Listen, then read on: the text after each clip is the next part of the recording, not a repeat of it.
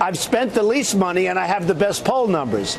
And that's pretty good. I mean, I'm proud of that. You spent the least and you have the best. I'm not controlled by lobbyists. I'm not controlled by special interests or donors. That was, of course, GOP frontrunner Donald Trump making an appearance on Fox News' Your World with Neil Cavuto. And after spending nothing on his campaign, he's right. He still continues to lead in the polls. And when asked whether he thought he was doing well, this is what he had to say.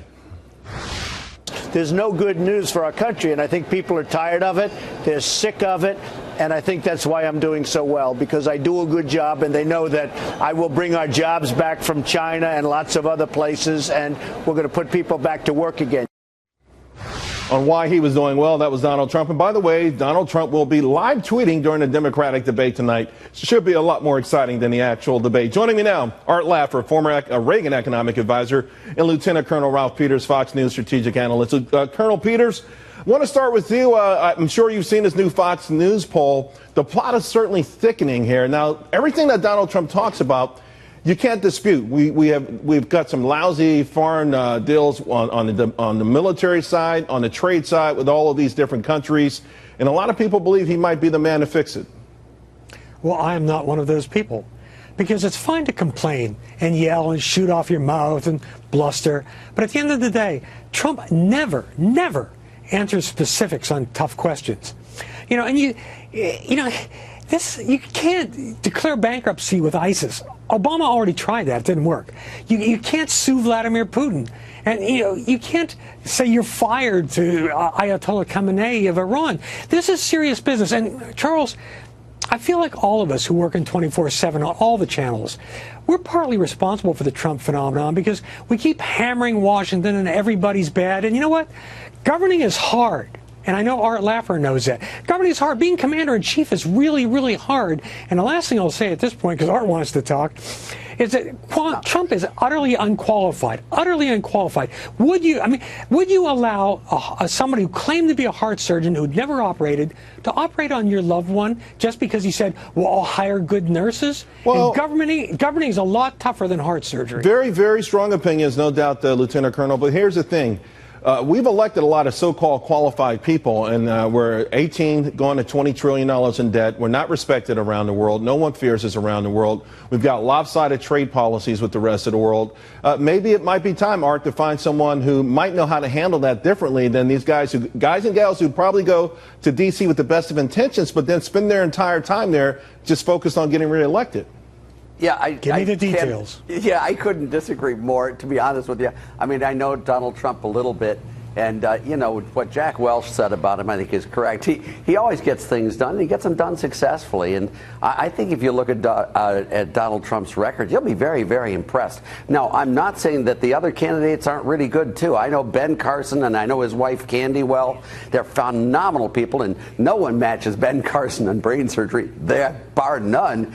But Donald Trump's really, I think, very confident and very credible. And all I remember is the comments they were making about Reagan prior to his election in 1980. What would they call him? The amiable dunce, and all of these quotes from Republicans as well, by the way. I mean, Anderson went against him in the primaries and then the general election as well. So I think the Republicans have a huge, huge surplus of competent candidates. Well, and I'm very excited about all of them. Colonel Peters? Wait a minute. Yes. Ronald Reagan had a positive vision of America. He wasn't tearing it down. He had a positive vision. By the way, he had also been governor of California, and his ideology was honed over decades. Donald Trump appears to be willing to say anything at all to get elected, and I go back to my basic premise. If Donald Trump is going to fix everything, tell me how. Give me specifics. Don't say nonsense like, oh, we're going to go to the Middle East and take all their oil. What provision of international law is he going to use? Doing some clown show act like that would legitimize everything Putin does. Art, you were one of the first. Art Laffer, though, was one of the first that did say that his economic plan was Reagan-esque, and I think he will probably continue to give us more details. He got 25% max tax, a 15% corporate tax. He's laid it out very detailed, to be honest with you. He's done a great job in laying out a tax plan, and some of the others have too. Oh, yeah, he has. He really has done a good job. Okay, which deductions go away? Which deductions go away, Art? Now, wait a second. You wanted to ask Ronald Reagan that in 1980. That's ridiculous. No, details. Come on. He's got to go through the House. He's got to go through the Senate. He's got to go through Ways and Means. He's 3 years before a tax plan put it. In all fairness, Colonel Peters, it's fair. No one's going to give you those kind of details right now. I mean, let's be honest about that. But I will ask you this, Art.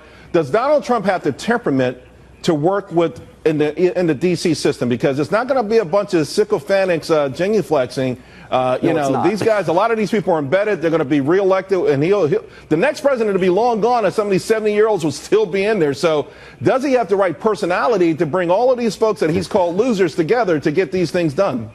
Yeah, well, I'm being a 75-year-old. I love keeping those guys around, let me tell you, Charles. But seriously, all of these guys, I mean, they'll work to learn to work with him. Not one of the actual members of Congress supported us. They all supported John Connally and all the others, and Bush in the race in 1980. When we got in, they came with us. We did the tax bill. We did all these others with majorities in both House and Senate. It worked out very, very well. I think Donald Trump has been very persuasive in his business deals. And by the way, I'm not endorsing Donald Trump. I just think he's a damn good candidate, and I think the others are too. And I really mean that. Final word to you, Colonel Peters. Final word to you, sir.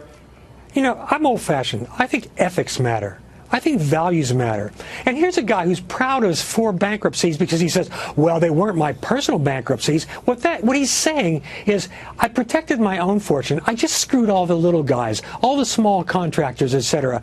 Now he's down here in D.C. suing Jose Andres, one of the most revolutionary and important chefs in America, because Jose Andres doesn't want to play by Trump's rules. I mean, where are our values? Well, democracy is about compromise. It's not about shooting off your mouth. In all fairness, Colonel Peters, all these guys that Donald Trump goes into business with, they're all big boys, and they all understand the pitfalls. I don't think that he hurt any. I don't think he hurt any. All the subcontractors in Atlantic City, they were big boys. No, I'm just saying, I don't think he hurt any little people. And to your point, you're talking about one of the top chefs in America. All right, well, listen, again, if someone puts 100, 200 deals together over the course of a lifetime, a few of them are not going to work out. I don't know that we're necessarily being honest about that, but I do get where you're coming from with temperament and the way he's presented himself. And I even think Donald Trump is trying to pull back on that a little bit. But both of you guys are fantastic. I love you both, and I appreciate you coming on tonight.